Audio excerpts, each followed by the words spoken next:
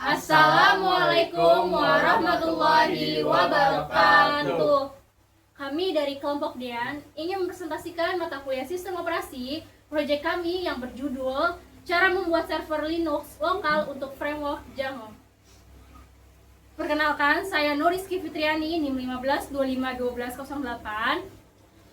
Perkenalkan, nama saya Dalova Luis dengan NIM 15251199. Perkenalkan, nama saya Sidik Ahmadinejad Arif dengan NIM 15250985. Perkenalkan, nama saya Dandi Avanto Pak Arianti sebagai ketua dengan NIM 15251206. Selanjutnya kita akan mempresentasikan proyek kita. Yang pertama ada VirtualBox. VirtualBox adalah aplikasi gratis berfungsi untuk membuat komputer virtual di dalam komputer asli Anda. Singkatnya, aplikasi ini memungkinkan Anda menjalankan sistem operasi lain, seperti Linux atau Windows lama, di dalam jendela kecil, tanpa perlu menghapus atau mengganggu sistem operasi utama yang sedang Anda digunakan.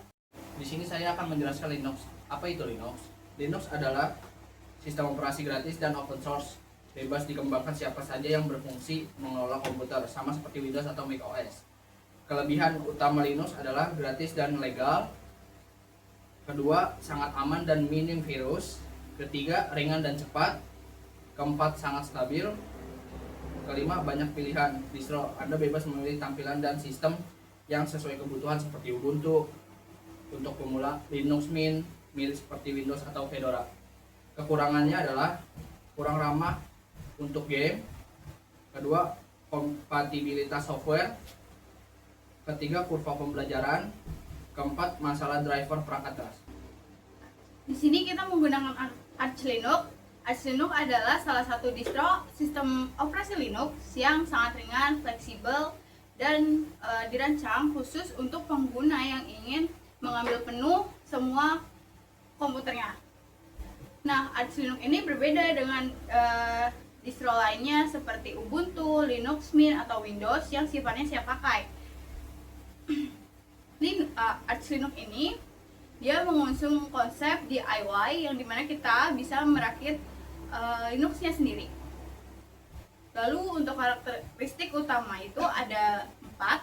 Yang pertama, filosofis. Yang kedua, membangun sistem dari nol. Yang ketiga, rolling release. Yang keempat, Pacman dan AUR. Nah, di sini kita untuk frameworknya kita menggunakan Django.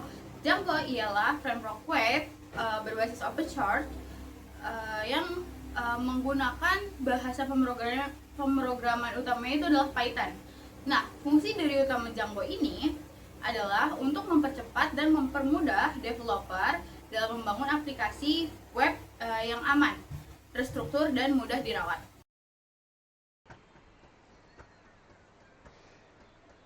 Oke, di sini saya akan mempraktekkan bagaimana cara untuk membuat VirtualBox-nya menggunakan Oracle VirtualBox. Di sini kita pencet new, lalu ada 4 bagian di sini, seperti virtual machine name and operating system. Di sini tempat kita untuk mengatur virtual machine-nya dari nama dan ISO yang dipilih. Di sini saya akan menggunakan Arch Linux. Lalu di sini kita pilih Linux. Di sini kita pilih Arch Linux. Sudah benar seperti ini. Lalu kita beri nama Arch Linux 3. Kenapa 3? Karena yang ini dan yang ini, yang Arch Linux pertama dan yang kedua gagal karena rekamannya gagal. Jadi ya udah, kita ulang. Kita langsung aja ke setup. Di sini karena Arch Linux sendiri setupnya manual saat instalasi, kita bisa skip ini dan kita langsung ke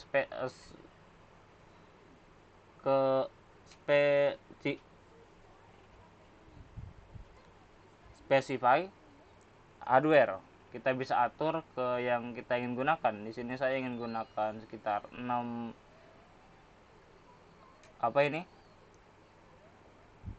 core ya.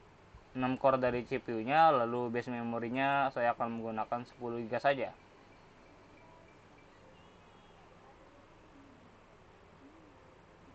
Lalu masuk ke bagian virtual hard disk. Di sini saya akan gunakan semampu dari laptop saya, 30 GB. Finish. Lalu sebelum kita mulai, kita bakal ke network dulu untuk ubah dari NAT sebelah sini menjadi bricket adapter. Lalu pilih bagian yang ada tulisan WiFi. Lalu kita start.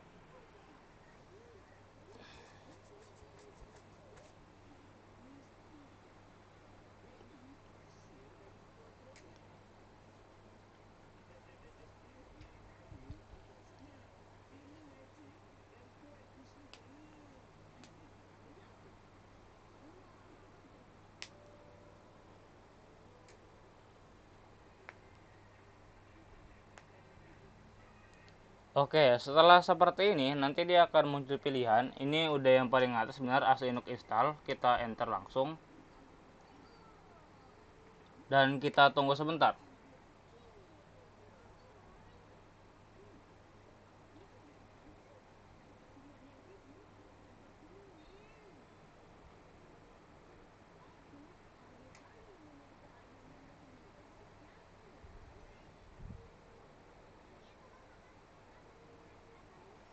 Oke, kita sudah masuk ke sini. Setelah sudah masuk ke sini, kita bisa langsung install dengan cara mengetik arch install.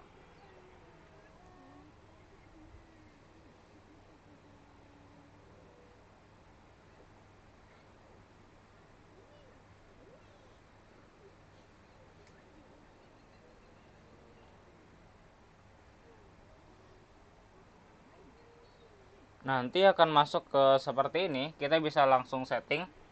Yang paling utama di setting adalah authentication. Tapi sebelum itu kita atur dulu bahasanya ke bahasa Indonesia.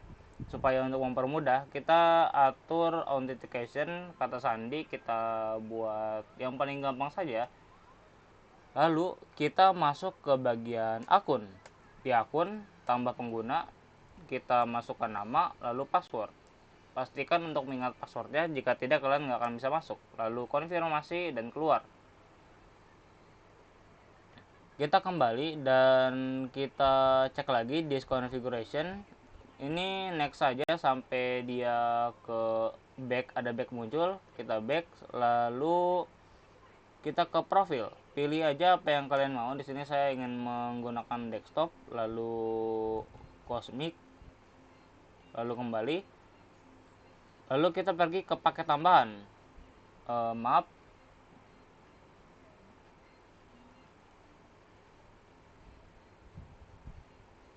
salah, maksudnya gitu, kita pergi ke zona waktu /Jakarta, kita enter, lalu kita lihat konfigurasi jaringan, kita enter saja terus sampai konfirmasi dan keluar. Setelah semua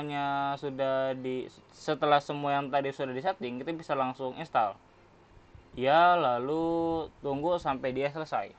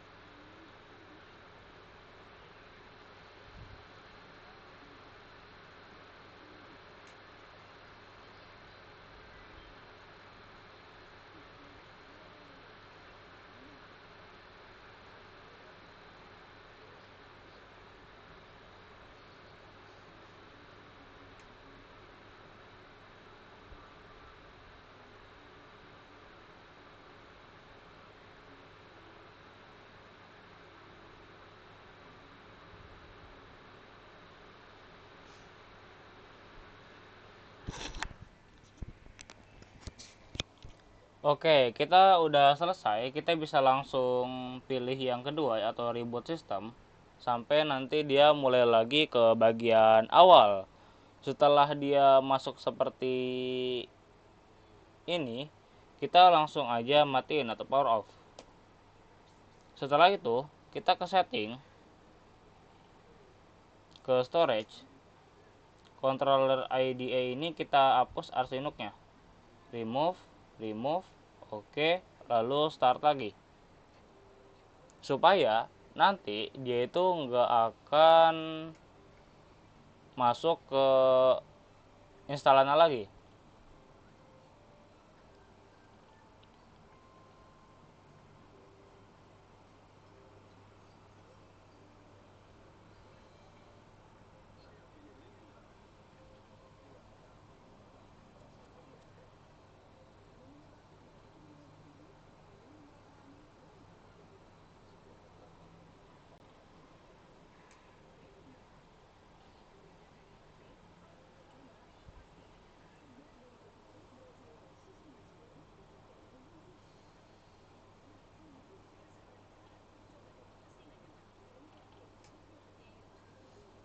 Oke, kita sudah masuk ke sini. Kita masukkan password yang tadi.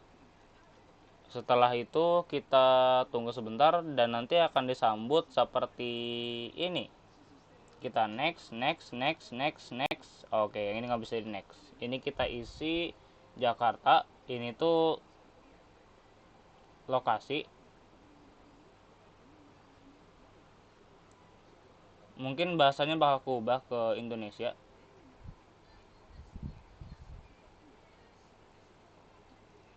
Nggak bisa.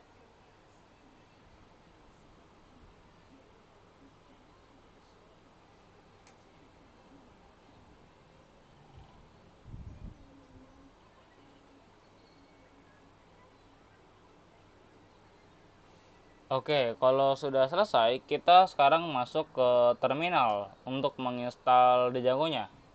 Sebelum itu, kita harus install yang namanya Python. Untuk menginstal Python, di sini kita langsung saja sudo pacman min S besar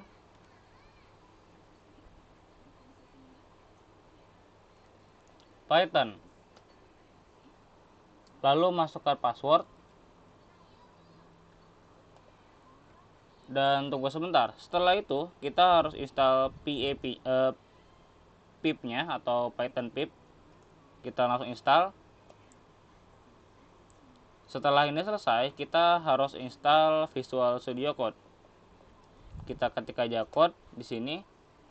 Ya, lalu dia akan menunggu untuk diinstal.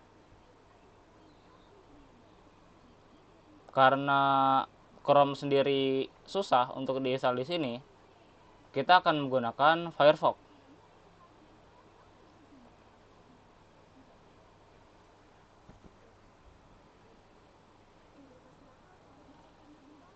Kita tunggu sebentar sampai dia sudah bisa diinstal. Lalu oke, kita langsung install Firefox.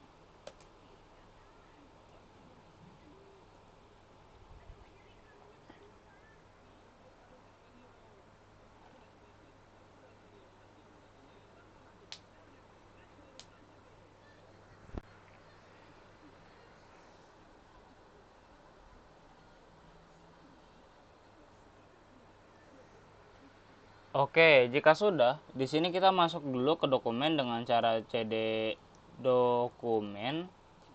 Lalu kita buat dulu folder baru dengan mkdir. Nama foldernya kita kasih nama project atau bebas. Lalu kita masuk ke project atau folder yang kita buat.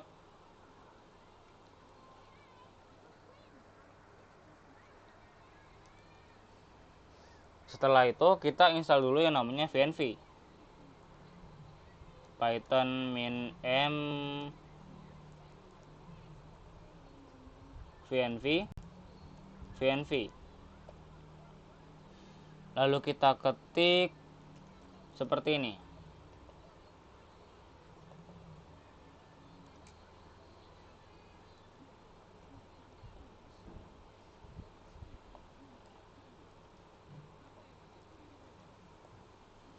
Tanda VNV-nya aktif adalah di bagian sebelum nama ada VNV. Lalu di sini kita bisa menginstal Django dengan aman sekarang.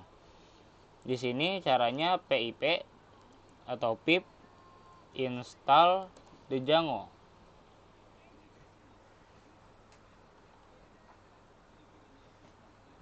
Setelah ini selesai, kita bisa langsung buat project barunya dengan cara Django admin start project.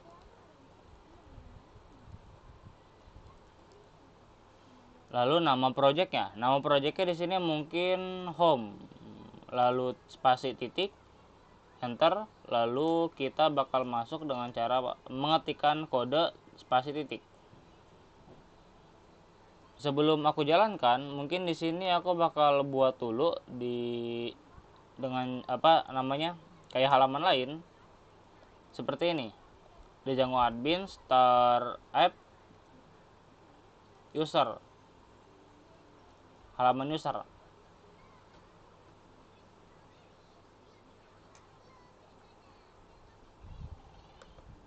Sekarang kalau kita lihat, dia sekarang udah ada home dan user page. Untuk menjalankannya, kita bisa langsung saja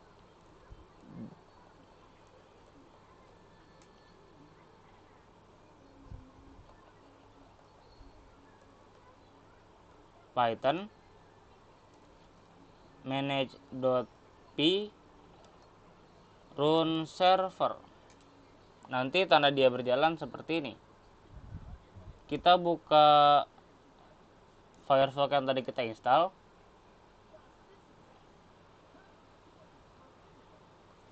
Lalu masukkan linknya. Ini tanda dia berhasil. Sebelum aku lanjut, aku bakal bahas dulu struktur dari Django. Tunggu sebentar.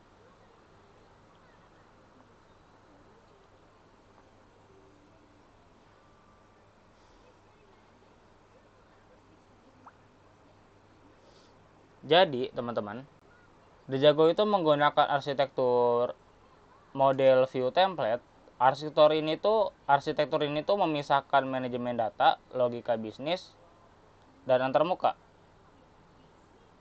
pengguna, serta memiliki struktur kode bawaan yang sangat terorganisir untuk mempermudah pengembangan web. Di sini ada model atau tempat menulis struktur tabel data.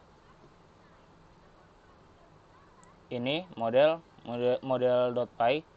Lalu ada view.py. Di sini tempat untuk menulis logika proses data. Lalu ada admin.py. Yang ini tempat mendaftarkan model agar tabel bisa dikelola langsung dari panel bawaan di Django admin. Lalu ada app.py. Di sini berkas konfigurasi data untuk aplikasi. Ada test.py. Tempat menulis kode unit testing untuk memastikan aplikasi berjalan tanpa bug. Lalu ada url.py, konfigurasi URL khusus untuk aplikasi terkait.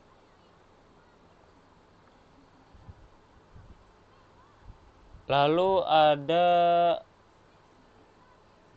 migration, folder yang melacak perubahan pada struktur database kalian. Nah, selanjutnya aku akan menaruh project yang sudah jadi. Tapi karena saya akan mengirimnya menggunakan WhatsApp, saya akan matikan dulu untuk videonya untuk menjaga privasi.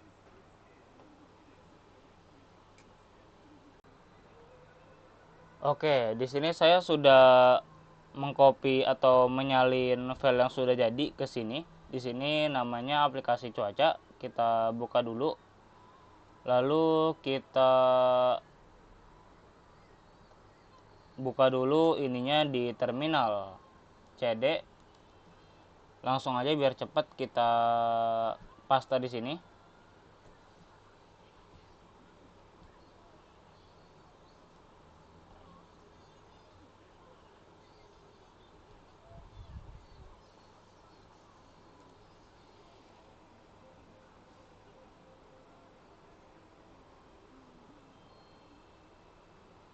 Oke, jadi kita sudah ada di aplikasi cuacanya. Di sini kita bisa langsung kode. Sebelum kita jalankan, kita harus melihat dulu kekosongan yang ada di sini. Di sini tuh belum ada VNV-nya, jadi kita harus pasang lagi Python min m VNV VNV. Lalu kita harus aktifkan lagi.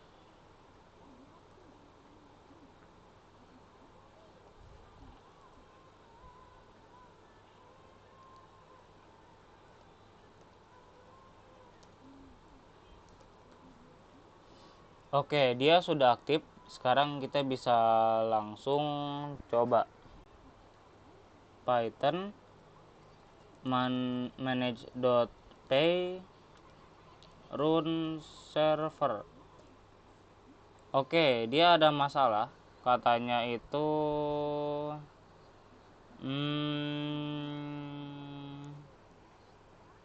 oke.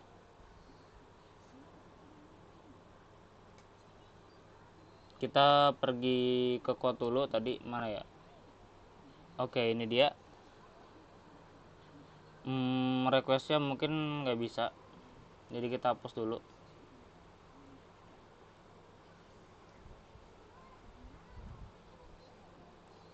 Coba kita aktifkan lagi. Masih belum bisa. Coba kita install dulu di sini, pip install di Django. Oke, ternyata belum terinstall. Lalu kita install di sini, tadi namanya request. Enter, lalu kita tunggu sebentar sampai dia selesai. Setelah selesai, kita coba lagi. Ini sudah selesai. Sekarang kita bisa langsung copy linknya.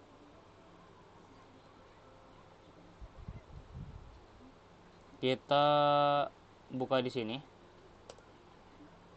Ini dia hasil akhirnya. Dia sudah bisa dijalankan di website dan akan menampilkan sebuah aplikasi. Aplikasi apa ini? Aplikasi cuaca. Untuk mengetahui informasi tentang cuaca. Di sini ada cek cuaca, lalu di sini ada info tentang gempa terbaru, dan di sini ada peringatan cuaca. Kurang lebih begitu saja.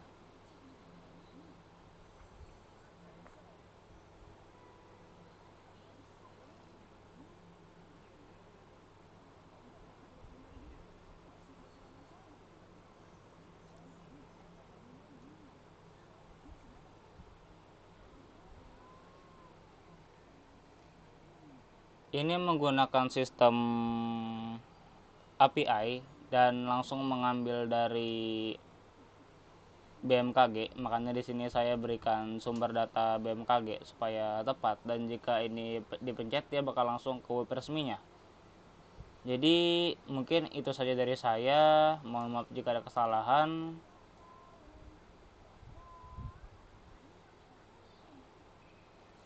Intinya sudah selesai.